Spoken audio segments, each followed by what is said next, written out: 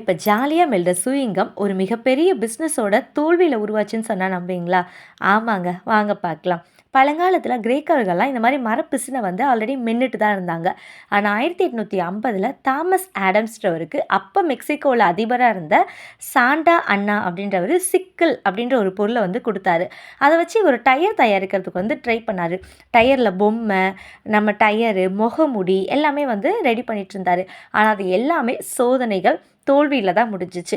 அவரால் ஒன்றுமே பண்ண முடியல. பயங்கர விரக்தியில் இருந்தவர் அந்த டயரை வந்து எடுத்து வாயில் போட்டு மென்ன உடனே அதோட சுவை வந்து அவருக்கு ரொம்ப பிடிச்சிடவே, நம்ம இதையும் ஒரு பிஸ்னஸாக பண்ணக்கூடாதுன்னு சொல்லிட்டு 1871 இதுக்காகவே ஒரு இயந்திரம், ஒரு மிஷினை வந்து ரெடி பண்ணிட்டு சுரங்கப்பாதையில் வச்சு இதோட பிஸ்னஸ் வந்து ஸ்டார்ட் பண்ணார். அதுக்கப்புறம் இது ரொம்ப ரொம்ப ரீச் ஆகிட்டு மக்களுக்கு எல்லாருக்குமே பிடிச்சிடுச்சு. பார்த்தீங்களா, ஒரு டயர் செய்ய போய் கடைசியில் ஒரு பெரிய சாம்ராஜ்யத்தை உருவாக்கியிருக்காரு ஆடம்ஸு. தோல்வி வந்தாலும் தளர்ந்து போகாதீங்க. மாற்றி யோசிச்சா வெற்றி நிச்சயம்தான். உங்களுக்கு பிடிச்சிருந்தா லைக் பண்ணுங்கள், சப்ஸ்கிரைப் பண்ணிக்கோங்க. நெக்ஸ்ட் வீடியோவில் பார்க்கலாம்.